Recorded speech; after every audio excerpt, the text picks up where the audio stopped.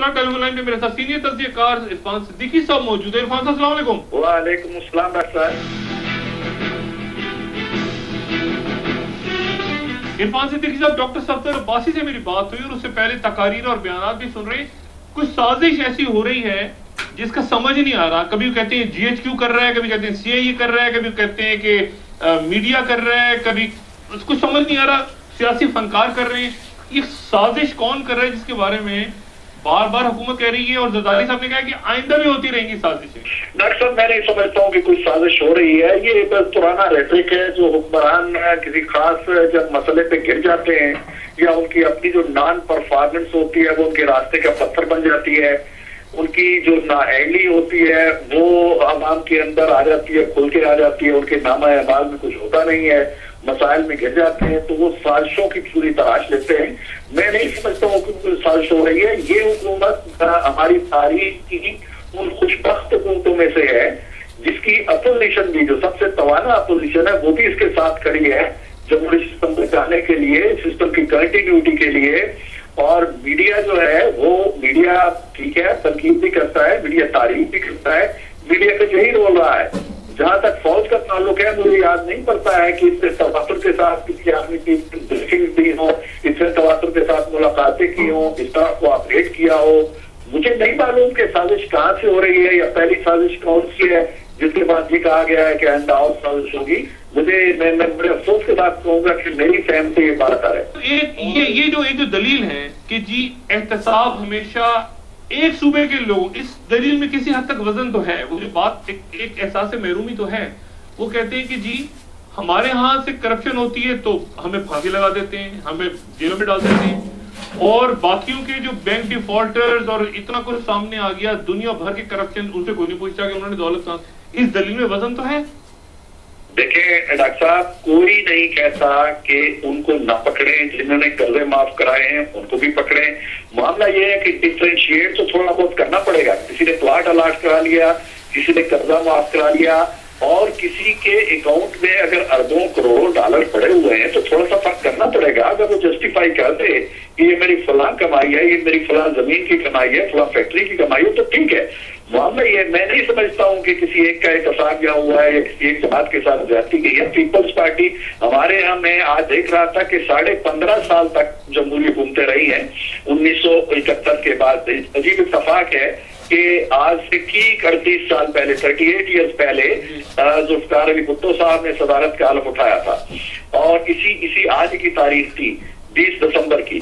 اب 38 سال ہو گئے. 38 سالوں میں سے 20-22 سال تو ڈکٹیٹر کھا گئے. 15.5 سال جو جمہوری حکومتیں رہی ہیں ان میں 10.5 سال پیپلز پارٹی کو ملے, 5 سال پی ایم ایل این کو ملے. تو 10.5 سال جن کو ملے ہیں, جو اقتدار میں زیادہ عرصہ رہے ہیں, ان کا احتساب بھی زیادہ ہوگا. اور پھر یہ بھی کوئی بات نہیں ہے, آج ہی رحمان ملک صاحب کا بیان آیا ہے کہ یہ جو 8,500 لوگ ہیں ان میں سے, یا 8,044 لوگ ہیں, ان میں سے صرف 10 آدمی ہیں پیپلز پارٹی سے تعلق رکھنے والے.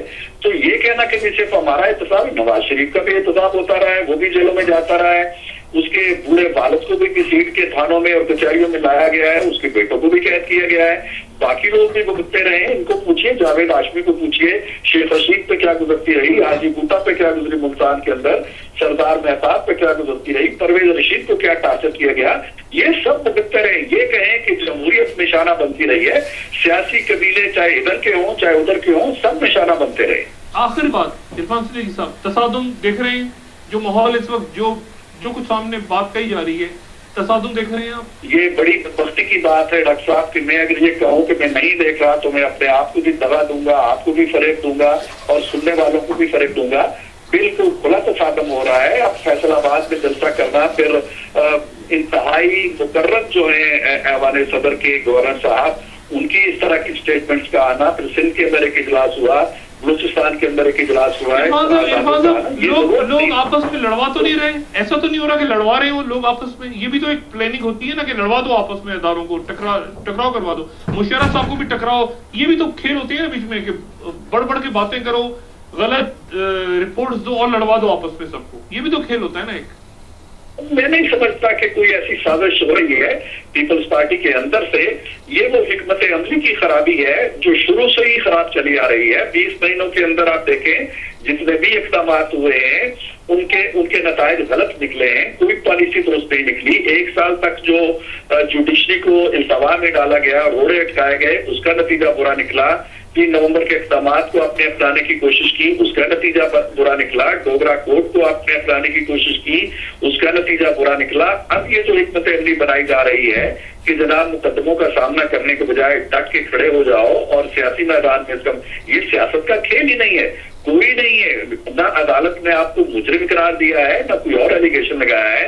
انہوں نے وہی فیصلہ کیا ہے جو آپ کی پارلیمنٹ. اور میں ایک اور بات بتاؤں، اگر یہ فیصلہ منظور نہیں ہے تو پارلیمنٹ کو یہ اختیار حاصل ہے کہ وہ 2/3 نہیں بلکہ سادہ اکثریت سے ایک قرارداد منظور کر کے اس فیصلے کو ختم کر دے. اگر پارلیمنٹ کے اندر اتنی توانائی ہے تو بجائے سڑکوں پہ لڑنے کے اور لاشوں کی باتیں کرنے کے پارلیمنٹ کو پروکار لائیں. عرفان صاحب بہت شکریہ. انشاءاللہ آپ سے بات ہوتی رہی کہ خواتین و حضرات بدقسمتی کہ وہ نقطہ جس کی طرف کل کی نشست میں اشارہ ہوا تھا، یعنی تصادم. لگتا ہے کہ معاملات اب تصادم کی طرف بڑھ رہے ہیں. اللہ نہ کرے کہ یہ بات اسی طرح آگے بڑھے، کیونکہ ملک کسی بھی تصادم کا اس وقت متحمل نہیں ہو سکتا.